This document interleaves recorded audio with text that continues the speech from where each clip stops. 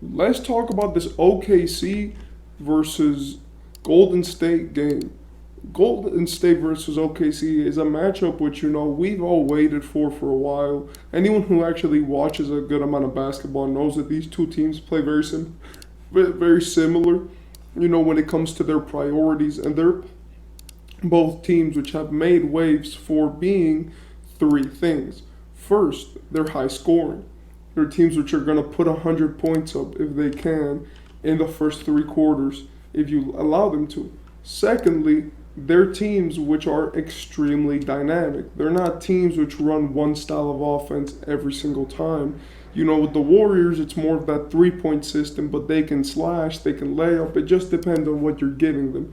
With the Thunder, it's the same thing. Yeah, Shai's going to score his points, but they basically take what you give them. They can all shoot, they can all drive, they're all confident, and they can all make free throws. So both teams are like that.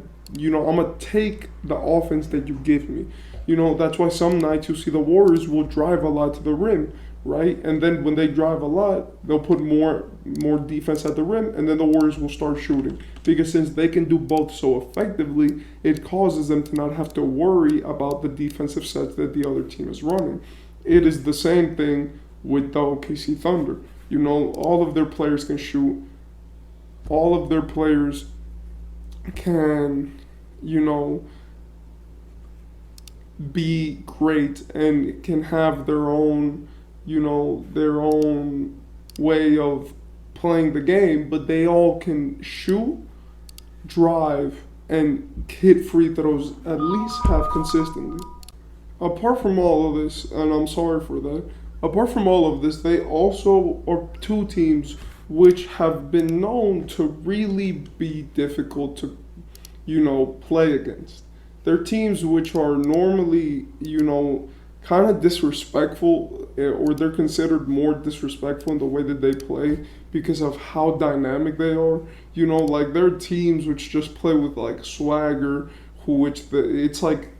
it's basically like any way you want it. Like we'll give it to you any way you want it. From here, you got it. Like that 1 kg clip. I don't know if you guys have seen it. In the past three of their matchups, the winning team has had 125 plus points or more. The team winning in these games. The Warriors in the first one, it was a 141 to 139 game. In the second one, they're 128 to 109, which is the lowest scoring game yet. And this one was 130 to 123. And when we could look at this, and by the way, the fourth quarter did not change a lot. It would have been around, 117 points, but that's still, they're getting up there.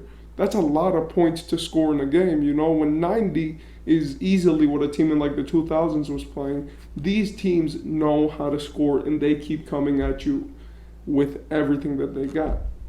You could see this by the fact that two of the OKC players had to have over 35 points. Chet Holmgren had 36, Shai Gilgeous had 40, and Chet Holmgren hit the game winner.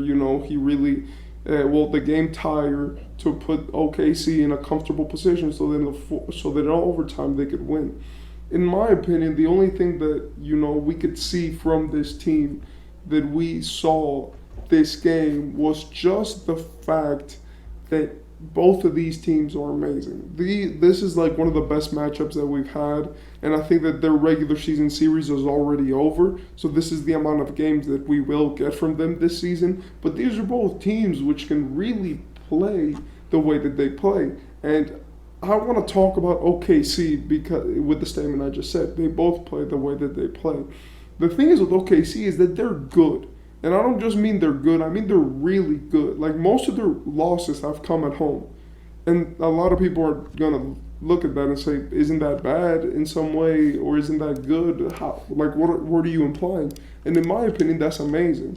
Because saying that 3 out of your 4 losses have been away from your home, right, basically implies that you don't need to be in your house comfortable to be able to win. You see, this is something that happens to a team like the Lakers. The Lakers barely win when they're away from their home, right? And that's what happened last season, that when they were at their house, when they got those 3 to 4 game road stretches, they would win a lot of games. But then when they would have to go to Orlando When they would have to go to OKC, to these other teams, they would lose, and it just felt like the energy was completely differently.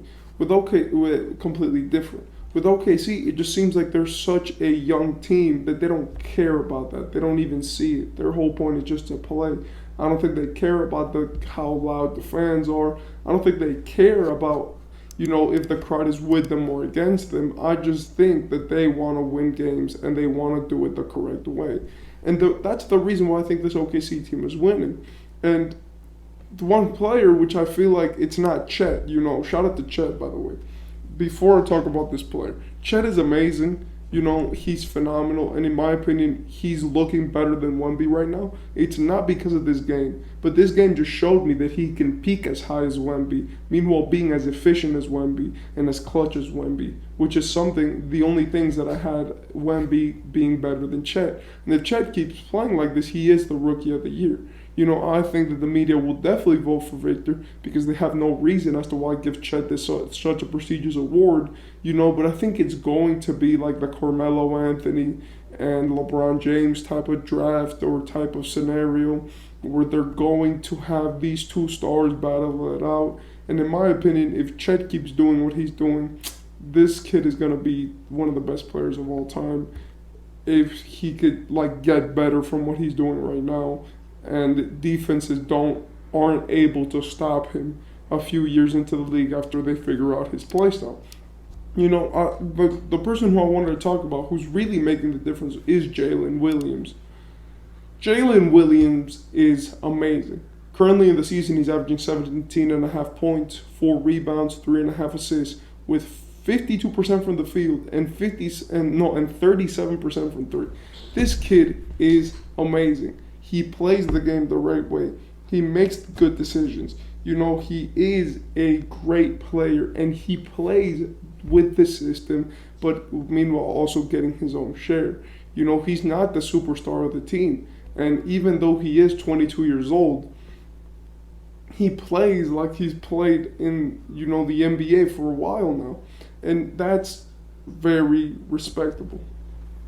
And this kid, he in the last 10 games, he's played better. It was that he started off the season rougher. But if you look at everything except free throw percentage, there's either a notch up or the difference is barely noticeable. So the fact that he is doing this, right, and this is not even the Jalen Williams that we've gotten for the past 10 games, is scary. And in my opinion, when we look at this guy, when we look at this kid, when we look at him for the future, I think that OKC might have a big three, a Kevin Durant, and I'm sorry to say this, but a Kevin Durant, Russell Westbrook, and James Harden type of situation again. And I think that this time they're going to keep their guys. It's obvious now. We see Shai. Shai is KD. Obviously, Shai is the superstar, the guy who's been here for a while, the one who hasn't always just been, with these guys. He's played with different people and seen different environments. So Shai is the number one guy. Then you have a guy like Chet Holmgren, which is, like the Russell Westbrook in this situation where he really is the second up. He's the guy who's getting it done. He's the guy who's making it happen. And really, he looks amazingly efficient, meanwhile also being great at everything that he does. And then, Jalen Williams looks like he could be a real first option in another team as long as he's given the ropes and he gets 1 or 2 years more to, get his game together. And in my opinion, if OKC keeps looking like this, I think that they will honestly and very honestly be one of the best teams in the league. The reason why I didn't talk about the Warriors that much is because they didn't have anything interested going on. Thank God that Wiggins finally had a good game. He dropped 31.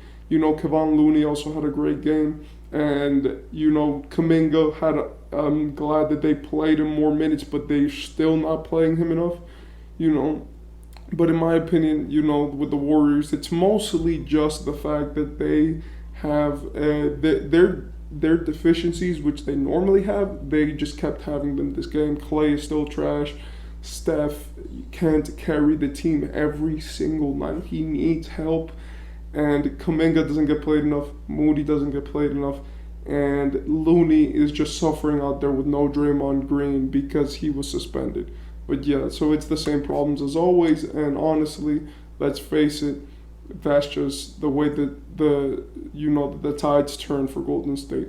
But yeah, I'll see you next video, and shout out to OKC, shout out to Golden State. They had a phenomenal game. Those last second shots were amazing. Those back-to-back threes.